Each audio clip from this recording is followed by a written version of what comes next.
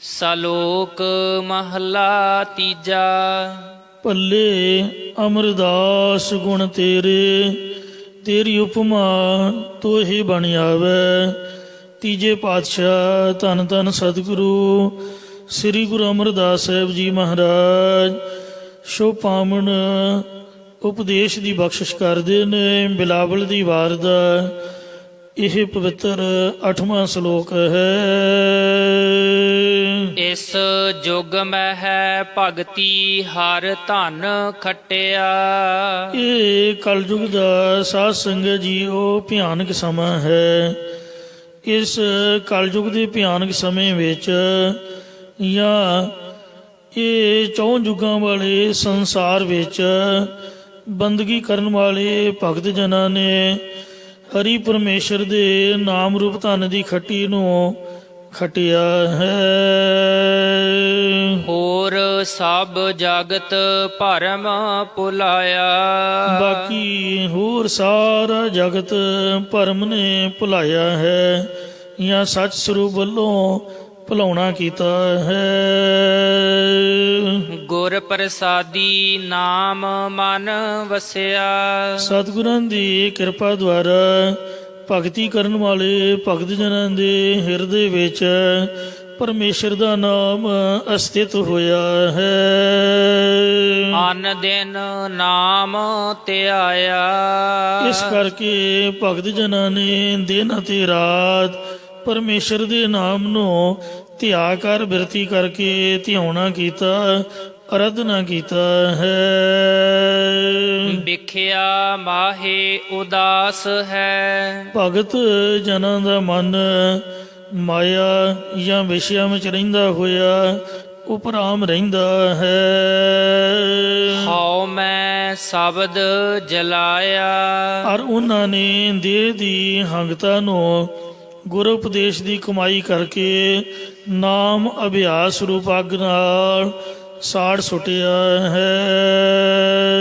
ਆਪ ਤਰਿਆ ਕੁਲ ਉਦਰੇ। ਉਹ ਆਪ ਸੰਸਾਰ ਸਮੁੰਦਰ ਤੋਂ ਤਰ ਗਏ, ਪਾਰ ਹੋ ਗਏ ਨੇ।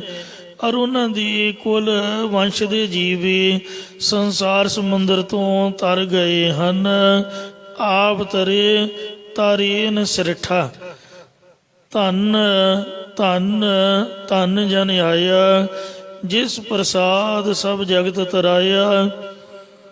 ਜਨ ਆਮਨ ਕਾ ਇਹ ਸੁਆਓ, ਜਨ ਕੈ ਸੰਗ ਚਿਤ ਆਵੈ ਨਾਉ। ਆਪ ਮੁਕਤ ਮੁਕਤ ਕਰੈ ਸੰਸਾਰ, ਨਾਨਕ ਤਿਸ ਜਨ ਕੋ ਸਦਾ ਨਮਸਕਾਰ। ਜਿਹੜੇ ਭਗਤ ਵਿਆਹ ਨਹੀਂ ਕਰਾਉਂਦੇ ਉਹਨਾਂ ਦੀ ਕੋਲ ਕਿਹੜੀ ਹੋਈ ਭਲਾ ਦੱਸੋ। ਕਿਉਂਕਿ ਸੰਤ ਮਹਾਤਮਾ ਕਈ ਆਨੰਦ ਕਾਰਜ ਵੀ ਨਹੀਂ ਕਰਾਉਂਦੇ ਹਨ, ਫਿਰ ਉਹਨਾਂ ਦਾ ਧੀ ਪੁੱਤ ਨਹੀਂ, ਉਹਨਾਂ ਦੀ ਕੋਲ ਕਿਹੜੀ ਹੋਈ। ਜਿਹੜੀ ਭਗਤਾਂ ਦੀ ਕੁਲ ਹੈ ਉਹ ਇਹੀ ਸਾਧ ਸੰਗਤ ਹੈ।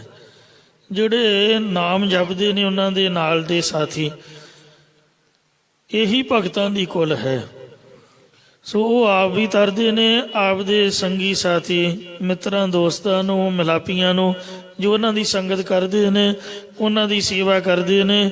ਉਹਨਾਂ ਦੇ ਧੀਆਂ ਪੁੱਤ ਨੇ। ਇੱਕ ਹੁੰਦੀ ਨਾਦੀ ਔਲਾਦ, ਇੱਕ ਹੁੰਦੀ ਬਿੰਦੀ ਔਲਾਦ। ਜਿਵੇਂ ਗੁਰੂ ਗੋਬਿੰਦ ਸਿੰਘ ਜੀ ਦੀ ਬਿੰਦੀ ਔਲਾਦ ਤਾਂ 4 ਸਾਹਿਬਜ਼ਾਦੇ ਹਨ ਤੇ ਨਾਦੀ ਔਲਾਦ ਅਸੀਂ ਹਾਂ। ਖਾਲਸੇ ਨੂੰ ਮਹਾਰਾਜ ਨੇ ਪੁੱਤ ਆਖਿਆ ਹੈ। ਜਿਹੜਾ ਸ਼ਹਿਨਸ਼ਾਹ ਦਾ ਪੁੱਤ ਹੋਵੇ ਉਹ ਹੁੰਦਾ ਹੈ ਟਿੱਕਾ, ਤੇ ਜਿਹੜੀਆਂ ਭੈਣਾਂ ਨੇ, ਬੀਬੀਆਂ ਨੇ, ਮਾਈਆਂ ਨੇ, ਉਹਨਾਂ ਨੂੰ ਗੁਰੂ ਜੀ ਨੇ ਕੌਰ ਆਖਿਆ। ਕੌਰ ਕਵਰ ਹੁੰਦਾ ਹੈ ਟਿੱਕੇ ਤੋਂ ਛੋਟਾ ਭਰਾ। ਮਤਲਬ ਬੀਬੀਆਂ ਨੂੰ ਵੀ ਮਰਦ ਬਣਾਇਆ ਹੈ। ਅੱਜ ਦਾ ਦਿਨ ਆਪਣਾ 40 ਮੁਕਤਿਆਂ ਦੀ ਸ਼ਹੀਦੀ ਦਾ ਪਵਿੱਤਰ ਦਿਹਾੜਾ ਹੈ, ਜਿਸ ਵਿੱਚ ਮਾਤਾ ਭਾਗੋ ਨੇ ਜਿਹੜੀ ਝਬਾਲਦੀ ਸੀਗੀ, ਉਹ ਆਈ ਤਾਂ ਪੁੱਤ ਮੰਗਣ, ਪਰ ਅੱਗੇ ਵੇਖਿਆ ਵੀ ਪੰਚਾਇਤਾਂ ਨੇ ਬਦਾਵਾ ਲਿਖ ਦਿੱਤਾ। ਉਹ ਵੀ ਭਰਾਵਾਂ ਦੇ ਨਾਲ ਹੋ ਤੁਰੀ। ਕਹਿੰਦੀ ਹੁਣ ਮੈਂ ਵੀ ਸੇਵਾ ਕਰੂੰਗੀ ਬਰਾਬਰ। ਤੇ ਉਹਨੇ ਸਿੰਘਾਂ ਦੇ ਮੋਢੇ ਨਾਲ ਮੋਢਾ ਜੋੜ ਕੇ ਬੰਦਿਆਂ ਵਾਂਗ ਇਹੋ ਜਿਹੇ ਹਥਿਆਰ ਚਲਾਏ ਕਿ ਕਈ ਮੁਸਲਮਾਨਾਂ ਨੂੰ ਨੇ ਮਾਰ ਕੇ ਸੁੱਟ ਦਿੱਤਾ, ਅੰਤਾਂ ਨੂੰ ਜ਼ਖਮੀ ਕੀਤਾ। ਪੂਰੀ ਬਹਾਦਰੀ ਦੇ ਨਾਲ ਲੜੀ, ਫਿਰ ਜ਼ਖਮੀ ਹੋ ਕੇ ਡਿੱਗੀ ਪਈ ਸੀ ਕਿ ਕਲਗੀਧਰ ਜੀ ਨੇ ਦਰਸ਼ਨ ਦੇ ਕੇ ਤੇ ਉਹਨੂੰ ਜ਼ਿੰਦਗੀ ਬਖਸ਼ ਦਿੱਤੀ। ਫਿਰ ਮਹਾਰਾਜ ਕਹਿੰਦੇ ਦੱਸ ਬੀਬੀ ਕੀ ਚਾਹੀਦਾ। ਉਹਨੂੰ ਮੁੜ ਕੇ ਪੁੱਤ ਪੱਤ ਦਾ ਚੇਤਾ ਹੀ ਭੁੱਲ ਗਿਆ ਵੀ ਪੁੱਤ ਲੈਣਾ ਹੈ ਜਾਂ ਮੈਂ ਘਰ ਨੂੰ ਜਾਣਾ। ਉਹਦੀ ਸੁਰਤੀ ਬਿਰਤੀ ਤਾਂ ਹੀ ਚੜ੍ਹ ਗਈ ਸੱਚਖੰਡ 'ਚ। ਉਹਦੇ ਤੇ ਬੜੀ ਮਹਾਰਾਜ ਦੀ ਕਿਰਪਾ ਹੋ ਗਈ। ਕਹਿੰਦੀ ਮਹਾਰਾਜ ਆਪ ਦੇ ਦਰਸ਼ਨ ਹੋ ਰਹੇ ਨੇ, ਹੋਰ ਕੀ ਚਾਹੀਦਾ। ਤੈਨੂੰ ਤੰਦਰੁਸਤ ਕਰ ਦਈਏ ਜਿਵੇਂ ਆਪ ਦੀ ਮੌਜ ਹੈ। ਤੇ ਗੁਰੂ ਸਾਹਿਬ ਨੇ ਸਾਧ ਸੰਗਤ ਜੀਓ ਇਹੋ ਜੀ ਕਿਰਪਾ ਭਰੀ ਨਿਗਾਹ ਪਾਈ, ਕਿਰਪਾ ਕਟਾਖ ਅਵਲੋਕਨ ਕੀਨੋ ਦਾਸ ਕਾ ਦੁਖ ਵਿਦਾਰਿਓ। ਬੀਬੀ ਦੇ ਸਾਰੇ ਫੱਟ ਰਾਜੀ ਕਰ ਦਿੱਤੇ ਤੇ ਉਹਦੇ ਮਨ 'ਚ ਇੰਨਾ ਵਿਰਾਗ ਆਇਆ, ਉਹਨੂੰ ਸਾਰਾ ਕੁਛ ਹੀ ਚੇਤਾ ਭੁੱਲ ਗਿਆ ਦੁਨੀਆ ਦਾ। ਸੁਰਤੀ ਬਿਰਤੀ ਗੁਰੂ ਸਾਹਿਬ ਦੀ ਕਿਰਪਾ ਨਾਲ ਬ੍ਰਹਮ ਗਿਆਨ 'ਚ ਰੂੜ ਹੋ ਗਈ ਤੇ ਮਨ 'ਚ ਇੰਨਾ ਵਿਰਾਗ ਆਇਆ, ਉਹਨੂੰ ਕੱਪੜਿਆਂ ਦਾ ਵੀ ਕੋਈ ਖਿਆਲ ਨਹੀਂ ਰਿਹਾ ਵੀ ਮੈਂ ਕੱਪੜੇ ਕਿਹੜੇ ਪਾਏ ਨੇ ਜਾਂ ਨਹੀਂ ਪਾਏ ਜਾਂ ਕੁਛ ਵੀ। ਫਿਰ ਮਹਾਰਾਜ ਨੇ ਆਖਿਆ ਵੀ ਬੀਬੀ ਭੈਣਾ ਤੂੰ ਚੋਲਾ ਪਾ। ਉਹਨੇ ਬੰਦਿਆਂ ਵਾਂਗ ਨਿਹੰਗਾਂ ਵਾਂਗ ਚੋਲਾ ਪਾਇਆ ਜੀ, ਉਸ ਤਰ੍ਹਾਂ ਦੀਆਂ ਦਸਤਾਰ ਬੰਨੀ। ਫਿਰ ਕਹਿੰਦੀ ਮਹਾਰਾਜ ਵੀ ਮੈਂ ਤਾਂ ਆਪਦੇ ਤੁਹਾਡੇ ਨਾਲ ਹੀ ਜਾਣਾ ਹੈ। ਸਾਹਿਬ ਕਹਿਣ ਲੱਗੇ ਜਿਵੇਂ ਤੇਰੀ ਮੌਜ ਹੈ। ਉਹ ਕਲਗੀਧਰ ਦੇ ਨਾਲ ਹੀ ਹਜੂਰ ਸਾਹਿਬ ਗਈ। ਵੇਖੋ ਡੱਲਾ ਸਰਦਾਰ ਕਿੰਨਾ ਸ਼ਰਧਾਲੂ ਸੀਗਾ, ਕਿੰਨਾ ਪਿਆਰ ਵਾਲਾ ਸੀ।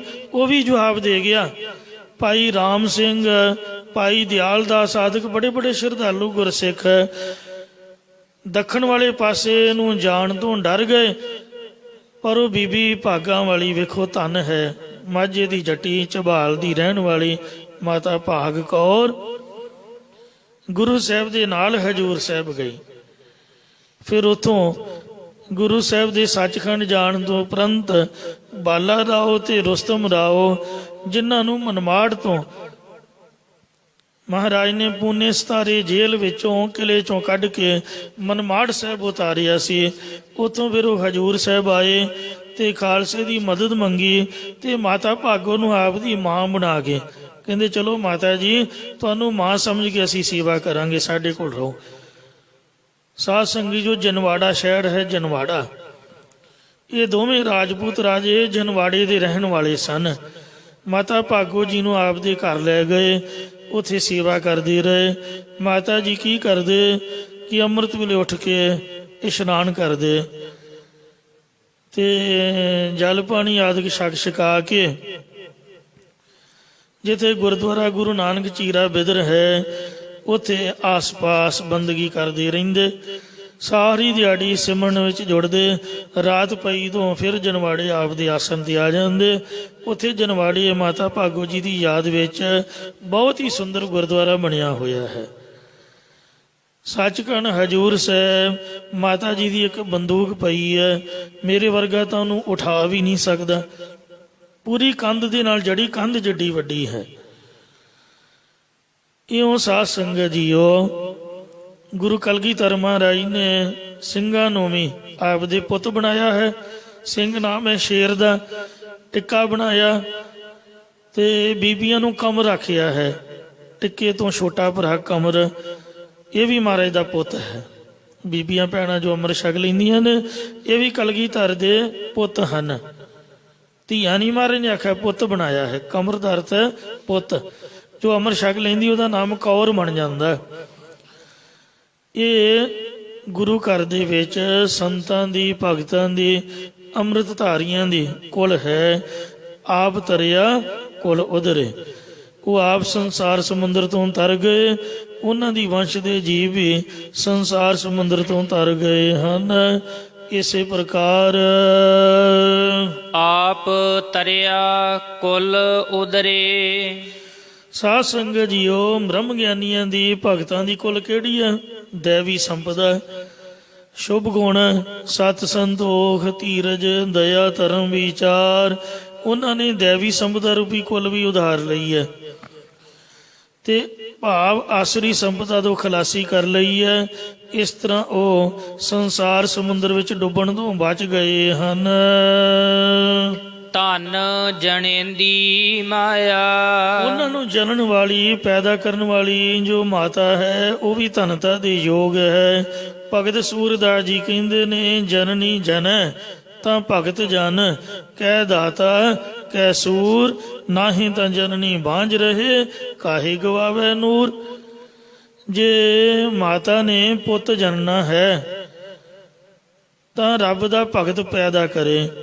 ਜਿਵੇਂ ਧਰੂ ਅਤੇ ਪ੍ਰਹਿਲਾਦ ਜੀ ਹੋਏ ਨੇ, ਰਾਮ ਜਪੋ ਜੀ ਐਸੇ ਐਸੇ, ਧਰੂ ਪ੍ਰਹਿਲਾਦ ਜਪਿਓ ਹਰ ਜੈਸੇ। ਸਭ ਤੋਂ ਉੱਤਮ ਭਗਤ ਹੈ, ਕਿਉਂਕਿ ਪ੍ਰਭ ਦਾ ਸਿਮਰਨ ਸਭ ਤੇ ਉੱਚਾ ਹੈ। ਤੇ ਜੇ ਨਹੀਂ ਭਗਤ ਪੈਦਾ ਕਰ ਸਕਦੀ ਤਾਂ ਦਾਤਾ ਪੈਦਾ ਕਰੇ। ਜਿਵੇਂ ਕਰਨ ਬੜਾ ਵੱਡਾ ਦਾਤਾ ਸੀਗਾ, 1.25 ਮਣ ਸੋਨਾ ਦਾਨ ਕਰਕੇ ਤੇ ਫਿਰ ਰੋਟੀ ਖਾਂਦਾ ਸੀ।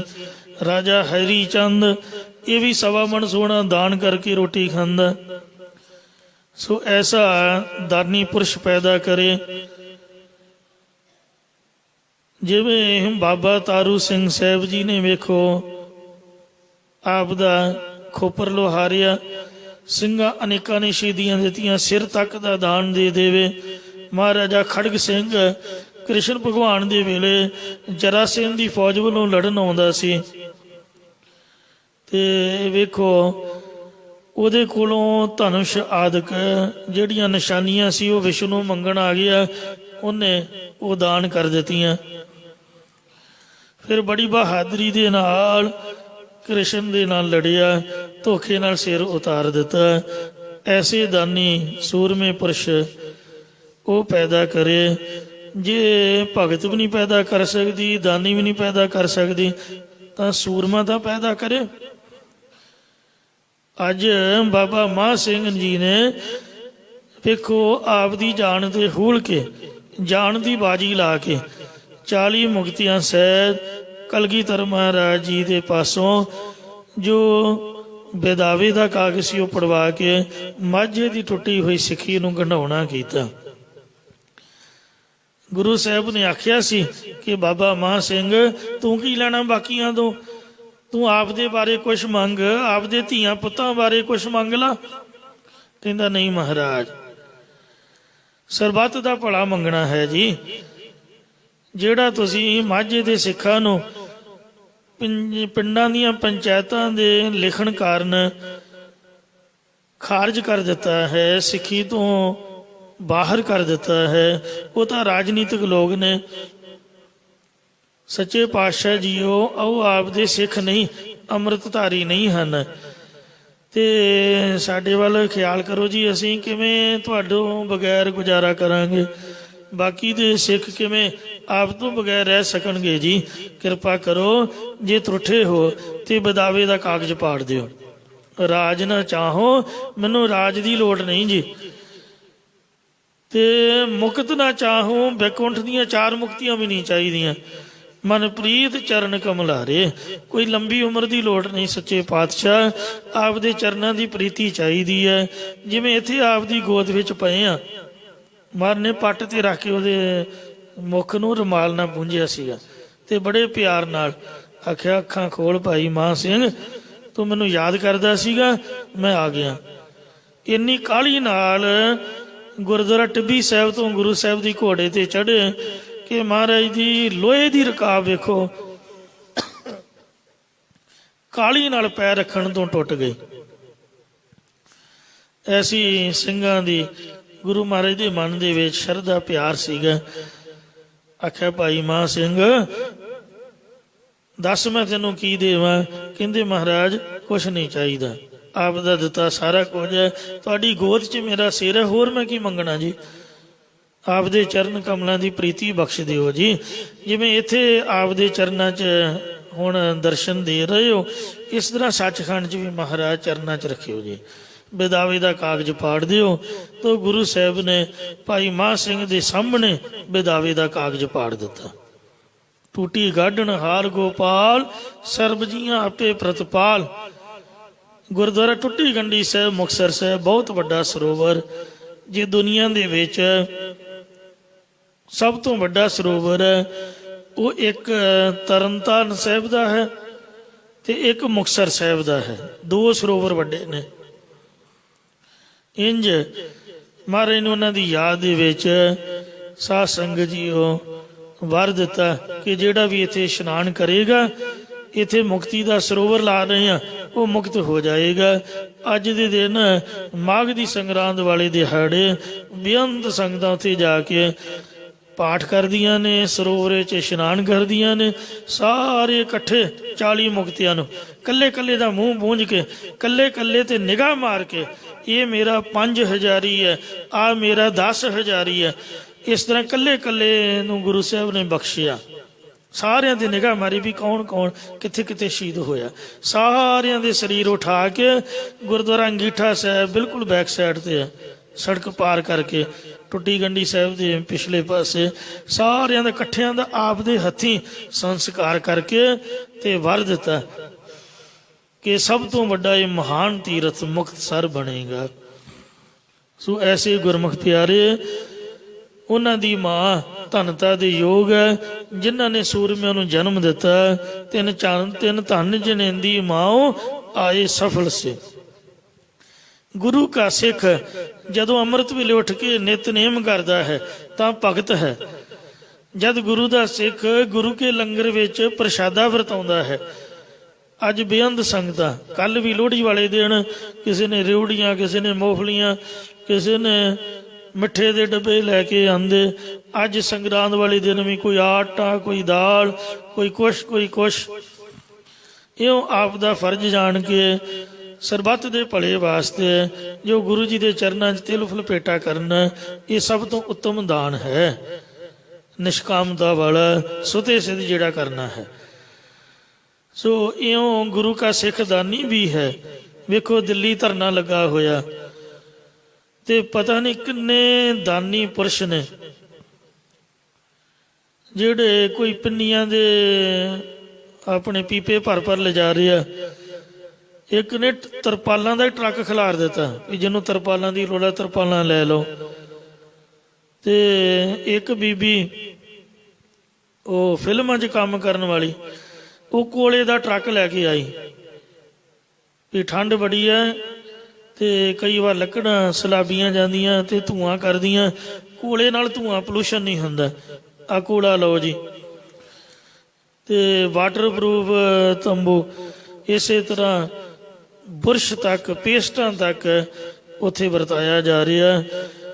ਗੁਰਮੁਖ ਪਿਆਰੇ ਜੁੱਤੀਆਂ ਗੰਢਣ ਵਾਸਤੇ ਬੈਠੇ ਹੋਏ ਨੇ ਚੰਗੇ ਭਲੇ ਨੌਜਵਾਨ, ਸੋਹਣੇ ਸੁਨੱਖੇ। ਪੱਤਰਕਾਰ ਪੁੱਛਦੇ ਵੀ ਤੁਹਾਨੂੰ ਸ਼ਰਮ ਨਹੀਂ ਆਉਂਦੀ? ਕਹਿੰਦੇ ਸ਼ਰਮ ਕਾਹਦੀ, ਗੁਰਦੁਆਰੇ ਵੀ ਤਾਂ ਜੋੜੇ ਘਰ ਦੀ ਸੇਵਾ ਕਰੀਦੀ ਹੋਈ ਹੈ। ਕਹਿੰਦੇ ਜਿੱਥੇ ਵੀ ਮੇਲਾ ਲੱਗਦਾ, ਜਿੱਥੇ ਵੀ ਮਹਾਰਾਜ ਦਾ ਦੀਵਾਨ ਲੱਗਦਾ, ਅਸੀਂ ਉੱਥੇ ਜੋੜਿਆਂ ਦੀ ਸੇਵਾ ਕਰਦੇ ਹਾਂ। ਤੇ ਆਪਾਂ ਸੋਚਿਆ ਵੀ ਇੱਥੇ ਬਜ਼ੁਰਗ 7-7 ਕਿਲੋਮੀਟਰ ਦਾ ਸਫ਼ਰ ਤੈਅ ਕਰਕੇ ਤਾਂ ਡੇਲੀ ਉਹਨਾਂ ਨੂੰ ਸਟੇਜ ਤੱਕ ਪਹੁੰਚਣਾ ਪੈਂਦਾ।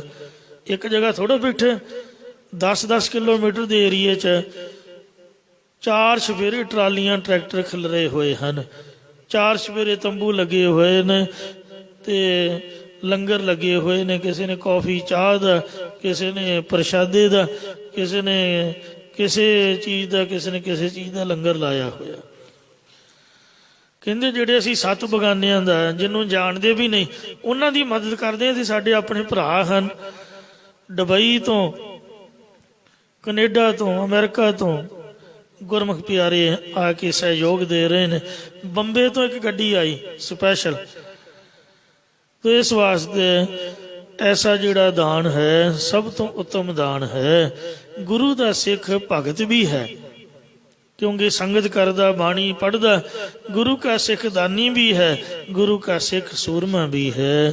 ਧਨ ਜਨੇਂਦੀ ਮਾਇਆ, ਗੁਰੂ ਦੇ ਸਿੱਖ ਨੂੰ ਜਨਨ ਵਾਲੀ ਮਾਂ ਧਨਤਾ ਦੇ ਯੋਗ ਹੈ, ਜਿਨ੍ਹਾਂ ਅੱਜ ਦੇ 40 ਮੁਕਤਿਆਂ ਨੂੰ ਜਨਮ ਦੇ ਕੇ ਤੇ ਗੁਰੂ ਘਰ ਦੀ ਸੇਵਾ ਕਰਨ ਵਾਸਤੇ ਵੇਖੋ ਹੱਸ ਕੇ ਆਪਦੇ ਘਰੋਂ ਤੋਰਿਆ। ਸਦਾ ਸਹਿਜ ਸੁਖ ਮਨ ਵਸਿਆ। ਉਹਨਾਂ ਦੇ ਮਨ, ਉਹਨਾਂ ਦੇ ਚਿੱਤ 'ਚ ਹਮੇਸ਼ਾ ਰਹਿਣ ਵਾਲੇ ਸਰੂਪ ਦੇ ਗਿਆਨ ਕਰਕੇ ਬ੍ਰਹਮਾਨੰਦ ਦਾ ਸੁਖ ਆ ਕੇ ਵਸ ਗਿਆ ਜਾਂ ਆਤਮਿਕ ਆਨੰਦ ਵਸ ਗਿਆ ਹੈ। ਸੱਚੇ ਸਿਉ ਲਿਵ ਲਾਇਆ। ਕਿਉਂਕਿ ਉਹਨਾਂ ਨੇ ਸਤ ਸਰੂਪ ਪਰਮੇਸ਼ਰ ਦੇ ਨਾਲ ਚਿੱਤ ਦੀ ਬਿਰਤੀ ਨੂੰ ਲਾਇਆ ਹੈ। ਬ੍ਰਹਮਾ ਬਿਸ਼ਨ ਮਹਾਦੇਵ ਤ੍ਰੈ ਗੁਣ ਭੂਲੇ। ਬਾਕੀ ਗੁਰੂ ਜੀ ਤੋਂ ਬਗੈਰ ਬ੍ਰਹਮਾ ਕੀ, ਵਿਸ਼ਨੂੰ ਕੀ, ਸ਼ਿਵ ਜੀ ਕੀ, ਇਹ ਰਜੋ ਸਤੋ ਤੇ ਤਮੋ ਤਿੰਨੇ ਗੁਣਾਂ ਵਿੱਚ ਭੁੱਲੇ ਹੋਏ ਹਨ। ਗੀਤਾ 'ਚ ਕ੍ਰਿਸ਼ਨ ਭਗਵਾਨ ਜੀ ਦਾ ਬਚਨ ਹੈ ਕਿ ਤ੍ਰੈ ਗੁਣ ਵਿਸ਼ਿਆ ਵੇਦਾ ਚਤੁਰਥ ਗੁਣੋਂ ਭਵਾਰ ਜਣਾ। ਜਿਹੜੇ ਵੇਦ ਨੇ ਰਜੋ ਸਤੋ ਤੇ ਤਮੋ ਤਿੰਨਾਂ ਗੁਣਾਂ ਨੂੰ ਵਿਸ਼ੇ ਕਰਦੇ ਨੇ। ਜਿਹੜਾ ਚੌਥਾ ਪਦ ਹੈ ਉਹ ਰੱਬ ਦੇ ਸੰਤਾਂ ਭਗਤਾਂ ਨੂੰ ਪ੍ਰਾਪਤ ਹੁੰਦਾ ਹੈ। ਇਉਂ ਬ੍ਰਹਮਾ, ਵਿਸ਼ਨੂੰ ਤੇ ਸ਼ਿਵ ਜੀ ਦੀ ਉਪਾਸਨਾ ਕਰਨ ਵਾਲੇ ਪੁਰਖ ਵੀ ਤਿੰਨੇ ਗੁਣਾਂ ਦੇ ਵਿੱਚ, ਵੇਦਾਂ ਸ਼ਾਸਤਰਾਂ ਨੂੰ ਪੜ੍ਹਨ ਵਾਲੇ ਵੀ ਤਿੰਨੇ ਗੁਣਾਂ ਵਿੱਚ ਭੁੱਲੇ ਹੋਏ ਹਨ। ਹਉ ਮੈਂ ਮੋਹ ਵਧਾਇਆ। ਔਰ ਇਸ ਲਈ ਇਹਨਾਂ ਨੇ ਆਪਣੀ ਦੇਹ ਦੀ ਹੰਗਤਾ ਤੇ ਪਦਾਰਥਾਂ ਦਾ ਸਨੇਹ ਬਹੁਤਾ ਵਧਾਇਆ ਹੋਇਆ ਹੈ ਜਾਂ ਆਪਣੀ ਪੂਜਾ ਕਰਾਉਣ ਦਾ ਮੋਹ ਵਧਾਇਆ ਹੋਇਆ ਹੈ। ਪੰਡਤ ਪੜ ਪੜ ਮੋਨੀ ਭੂਲੇ। ਪੰਡਤ ਵਿਦਵਾਨ ਲੋਕ ਵੇਦਾਂ ਸ਼ਾਸਤਰਾਂ ਨੂੰ ਪੜ੍ਹ ਪੜ੍ਹ ਕੇ ਤੇ ਮੋਨੀ ਪੁਰਖ ਮੋਨ ਧਾਰ ਕੇ ਸਰੂਪ ਦੇ ਗਿਆਨ ਵੱਲੋਂ ਭੁੱਲੇ ਖੁੰਝੇ ਹੋਏ ਹਨ। ਦੂਜੈ ਭਾਏ ਚਿੱਤ ਲਾਇਆ। ਔਰ ਇਹਨਾਂ ਨੇ ਦ્વੈਤ ਭਾਅ ਦੇ ਵਿੱਚ ਆਪਦੇ ਚਿੱਤ, ਆਪਦੇ ਮਨ ਨੂੰ ਲਾਉਣਾ ਕੀਤਾ ਹੈ। ਦੁਬਦਾ ਬੌਰੀ ਮਨ ਬੋਰਾਇਆ, ਝੂਠਾ ਲਾਲਚ ਜਨਮ ਗਵਾਇਆ, ਲਪਟ ਰਹੀ ਫੁਨ ਬੰਧ ਨ ਪਾਇਆ, ਹਸਤੀ ਘੋੜੇ ਦੇਖ ਬਗਾਸਾ। ਸੋ ਇੰਜ ਜੋਗੀ ਜੰਗਮ ਸੰਨਿਆਸੀ ਭੂਲੇ। ਯੋਗ ਦੀ ਸਾਧਨਾ ਕਰਨ ਵਾਲੇ ਜੋਗੀ ਪੁਰਖ ਜੰਗਮ ਤੁਰਨ ਫਿਰਨ ਵਾਲਿਆਂ ਦਾ ਇੱਕ ਫਿਰਕਾ ਹੈ, ਜਾਂ ਸ਼ਿਵ ਮੱਤ ਦੇ ਫਿਰਕੇ ਵਾਲੇ ਜਿਹੜੇ ਸਿਰ ਉੱਪਰ ਮੋਰ ਦੇ ਖੰਭ ਦੀ ਟੂਟਣੀ ਜੀ ਲਾ ਕੇ ਤੇ ਹੱਥ 'ਚ ਟੱਲੀਆਂ ਫੜ ਕੇ ਜਨਮ ਜਨਮ ਕੀ ਰਗਰ ਹਮਾਰੀ, ਜਨਮ ਜਨਮ ਕੀ ਰਗਰ ਹਮਾਰੀ, ਇਤਨਾ ਗ੍ਰਾਮ ਜੀ ਦੇ ਵਿੱਚ ਟੱਲੀਆਂ ਵਜਾ ਕੇ ਗਾਉਂਦੇ ਵਜਾਉਂਦੇ ਮੰਗਦੇ ਫਿਰਦੇ ਹਨ। ਸੰਨਿਆਸੀ ਤਿਆਗ ਆਦਿਕ ਸਾਰੇ ਸਰੂਪ ਦੇ ਗਿਆਨ ਵੱਲੋਂ ਜਿਹੜੇ ਤਿਆਗੀ ਨੇ ਉਹ ਉੱਕੇ ਹੀ ਭੁੱਲੇ ਹੋਏ ਹਨ।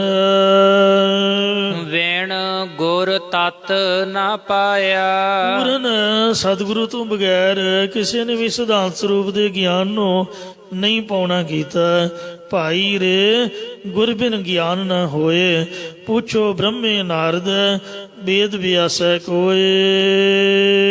ਮਨ ਮੁਖ ਦੁਖੀਏ ਸਦਾ ਭ੍ਰਮ ਭੂਲੇ। ਆਪਣੇ ਮਨ ਨੂੰ ਮੁਖੀ ਬਣਾਉਣ ਵਾਲੇ ਪੁਰਖ ਹਮੇਸ਼ਾ ਦੁਖੀ ਰਹਿੰਦੇ ਨੇ ਅਤੇ ਭਰਮ ਦੇ ਵਿੱਚ ਭੁੱਲੇ ਰਹਿੰਦੇ ਹਨ। ਗੁਰ ਬਿਨ ਘੋਰ ਅੰਧਾਰ, ਗੁਰੂ ਬਿਨ ਸਮਝ ਨਾ ਆਵੈ, ਗੁਰ ਬਿਨ ਸੁਰਤ ਨਾ ਸਿੱਧ, ਗੁਰੂ ਬਿਨ ਮੁਕਤ ਨਾ ਪਾਵੈ। ਇਸ ਲਈ ਗੁਰ ਕਰ ਸੱਚ ਵਿਚਾਰ, ਗੁਰੂ ਕਰ ਰੇ ਮਨ ਮੇਰੇ, ਗੁਰ ਕਰ ਸ਼ਬਦ ਸਪੁੰਨ, ਅਗਨ ਕੱਟੈ ਸਭ ਤੇਰੇ।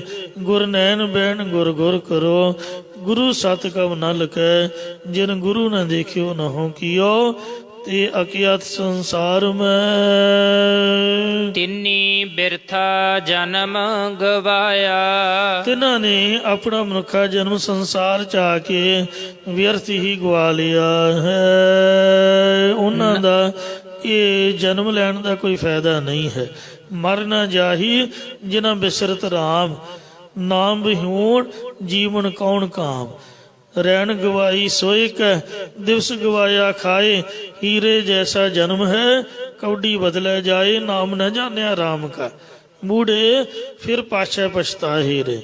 ਕਬੀਰ ਮਾਨਸ ਜਨਮ ਦੁਲੰਭ ਹੈ, ਹੋਏ ਨਾ ਬਾਰ ਜਿਉ ਬਨ ਫਲ ਪਾਕੇ ਪੋਏ ਗਿਰੈ, ਬਹੁਰ ਨ ਲਾਗੈ ਡਾਰ। ਸੋ ਹਰ ਨਾਮ ਨ ਪਾਇਆ, ਜਨਮ ਬਿਰਥਾ ਗਵਾਇਆ। ਮਹਾਰਾਜ ਦਾ ਨਾਮ ਚੰਗਾ ਨਹੀਂ ਲੱਗਾ, ਮਨੁੱਖਾ ਜਨਮ ਵਿਅਰਥ ਚਲਾ ਗਿਆ। ਨਾਨਕ ਨਾਮ ਰਤੇ। ਸਤਿਗੁਰੂ ਸਾਹਿਬ ਜੀ ਕਥਨ ਕਰਦੇ ਨੇ ਕਿ ਜੋ ਵਾਹਿਗੁਰੂ ਪਰਮੇਸ਼ਰ ਦੇ ਨਾਮ ਰੰਗ ਦੇ ਵਿੱਚ ਰੰਗੇ ਹੋਏ ਨੇ, ਸੇਈ ਜਨ ਸਮਦੇ। ਉਹ ਜਿਹੜੇ ਪੁਰਖ ਨੇ ਪ੍ਰਭੂ ਪ੍ਰਾਪਤੀ ਵਾਲੇ ਗਿਆਨ ਦੇ ਤਾਈਂ ਸਮਝੇ ਹਨ। ਜੇ ਆਪੇ ਬਖਸ਼ ਮਿਲਾਇਆ। ਜਾਂ ਉਹ ਪਰਮੇਸ਼ਰ ਵਿੱਚ ਸਮਾਏ ਅਭੇਦ ਹੋਏ ਹਨ। ਪਰ ਜਿਨ੍ਹਾਂ ਨੂੰ ਪਰਮੇਸ਼ਰ ਆਪ ਗੁਰਾਂ ਦੁਆਰਾ ਆਪਣਾ ਨਾਮ ਬਖਸ਼ ਦਿੰਦਾ ਹੈ, ਉਹਨਾਂ ਨੂੰ ਆਪਣੇ ਸਰੂਪ ਦੇ ਨਾਲ ਮਿਲਾਉਂਦਾ ਹੈ। ਮਹੱਲਾ ਤੀਜਾ। ਤੀਜੇ ਪਾਤਸ਼ਾਹ ਧੰਨ ਸਤਿਗੁਰੂ ਸ੍ਰੀ ਗੁਰੂ ਅਮਰਦਾਸ ਸਾਹਿਬ ਜੀ ਮਹਾਰਾਜ ਫੁਰਮਾਨ ਕਰਦੇ ਹਨ, ਨਾਨਕ ਸੋ ਸਾਲਾਹੀ ਹੈ। ਇਹ ਭਾਈ ਉਸ ਪਰਮੇਸ਼ਰ ਦੀ ਸਿਫਤ ਸਲਾਹ ਕਰਨੀ ਚਾਹੀਦੀ ਹੈ ਜਿਸ ਵਸ ਸਭ ਕਿਛ ਹੋਏ। ਜਿਸ ਪਰਮਾਤਮਾ ਦੇ ਸਾਰਾ ਕੁਝ ਵਸ ਅਧੀਨ ਹੋ ਰਿਹਾ ਹੈ।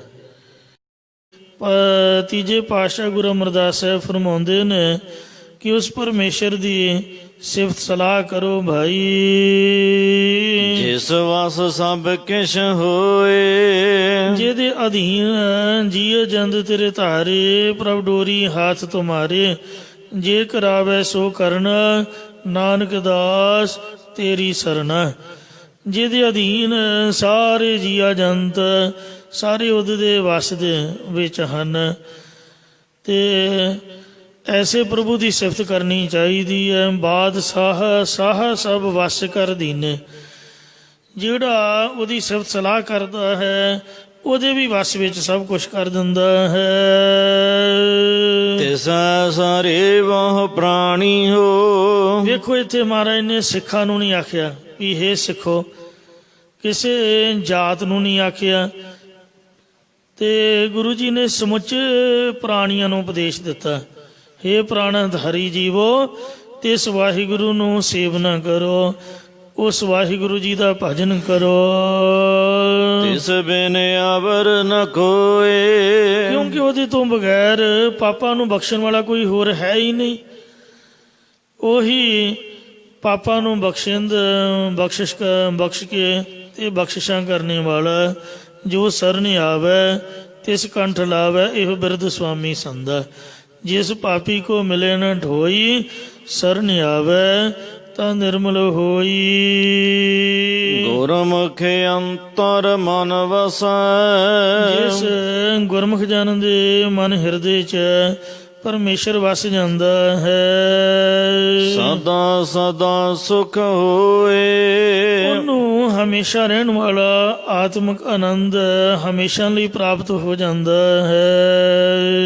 ਪੌੜੀ। ਚੌਥੇ ਪਾਤਸ਼ਾਹ ਸਤਿਗੁਰੂ ਰਾਮਦਾਸ ਸਾਹਿਬ ਜੀ ਮਹਾਰਾਜ ਜੀ ਦੀ ਹੈ।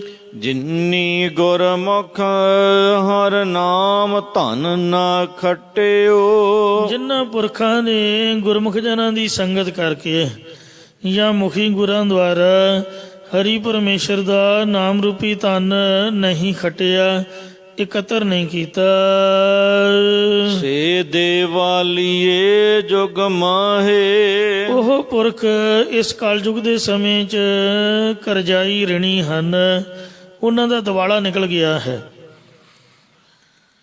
ਜਿਹਦੇ ਕਰਜ਼ਾ ਲੈ ਲੈ ਕੇ ਖਾਈ ਜਾਂਦੇ ਨੇ, ਮੁੜ ਕੇ ਆਪਦੀ ਦੁਕਾਨ ਅੱਗੇ ਦੀਵਾ ਬਾਲ ਕੇ ਤੇ ਕੱਪੜੇ ਲਾ ਕੇ ਬੈਠ ਜਾਂਦੇ ਨੇ। ਜਿਹੜਾ ਕੋਈ ਮੰਗਣ ਆਉਂਦਾ ਕਹਿੰਦੇ ਜੀ ਮੇਰਾ ਤਾਂ ਦਿਵਾਲਾ ਨਿਕਲ ਗਿਆ, ਫਿਰ ਦੇਣ ਲੱਗਿਆਂ ਮੁੱਕਰ ਜਾਂਦੇ ਹਨ। ਸੋ ਇਹਨਾਂ ਦੇ ਸਿਰ ਉੱਤੇ ਲੋਕ ਦੰਡ, ਪਿੱਤਰ ਦੰਡ, ਦੇਵ ਦੰਡ ਹਮੇਸ਼ਾ ਬਣਿਆ ਰਹਿੰਦਾ ਹੈ। ਉਹਨਾਂ ਕੁ ਖਾਓ ਜਿੰਨਾ ਕੁ ਰੱਬ ਨੇ ਆਪ ਨੂੰ ਦਿੱਤਾ ਹੈ। ਜੇ ਮੰਗ ਕੇ ਖਾਈ ਜਾਵਾਂਗੇ, ਮੁੜ ਕੇ ਦੇਣ ਲੱਗੇ ਔਖੇ ਹੋਵਾਂਗੇ।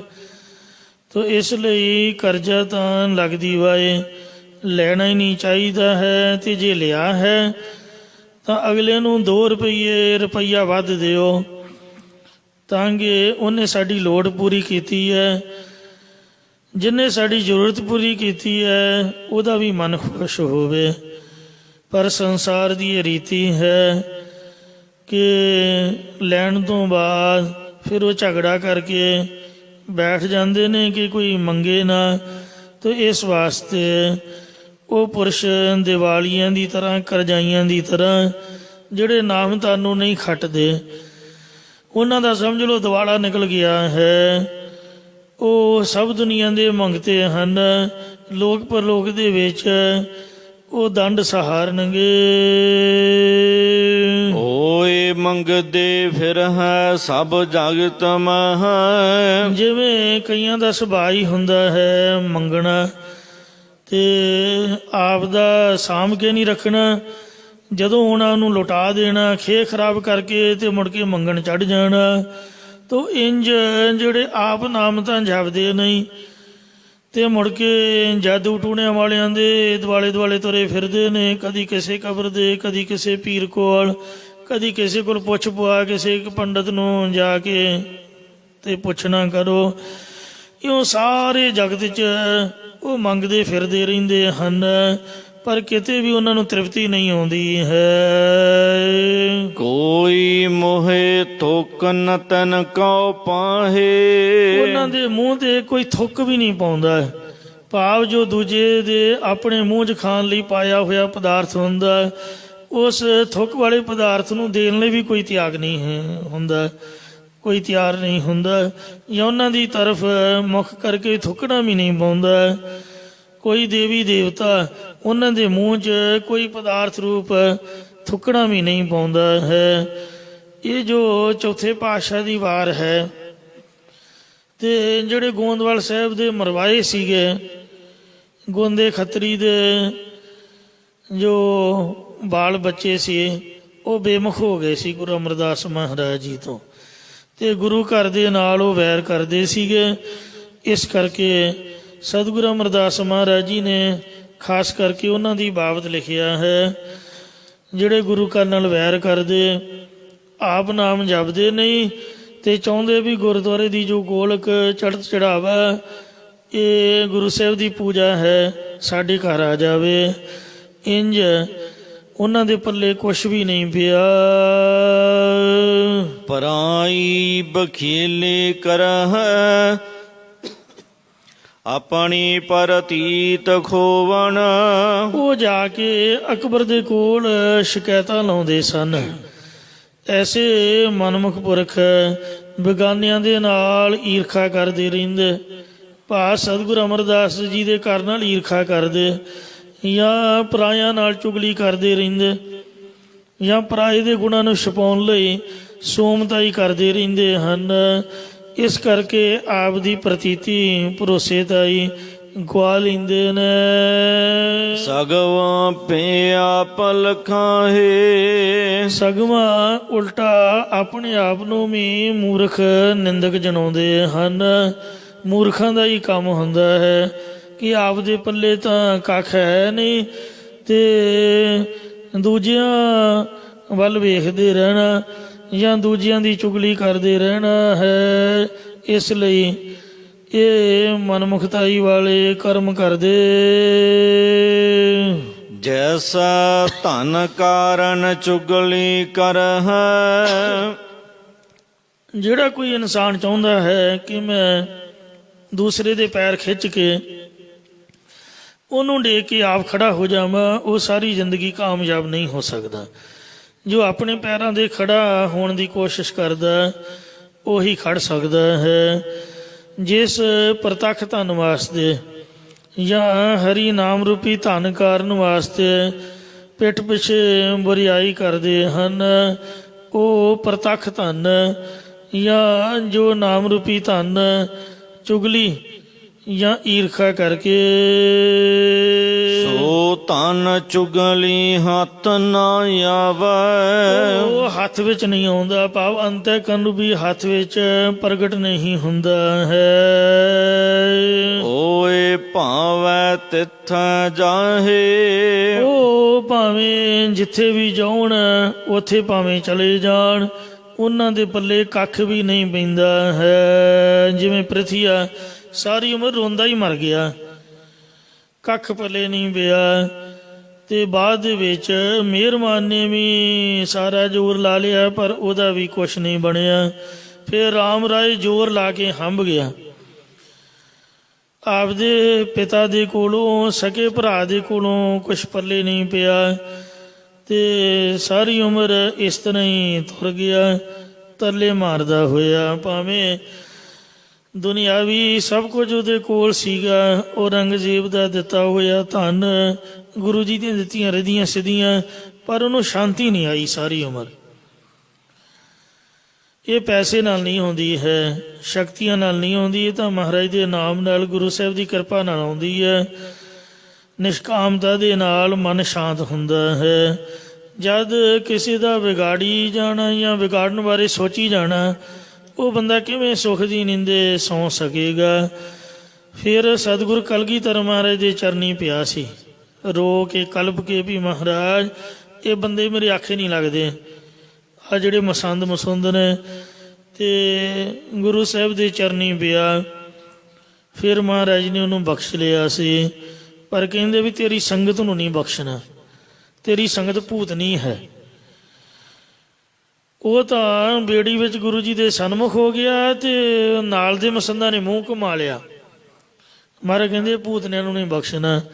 ਫਿਰ ਉਹਨਾਂ ਨੂੰ ਫੜ ਫੜ ਕੇ ਤੇਲ ਦੇ ਕੜਾਹੀ 'ਚ ਸੁੱਟਿਆ ਸੀ। ਉਹਦੇ ਤੋਂ ਬਾਅਦ ਤਾਂ ਇਸ ਲਈ ਉਹਨਾਂ ਦੇ ਪੱਲੇ ਕੁਛ ਵੀ ਨਹੀਂ ਪੈਂਦਾ ਹੈ।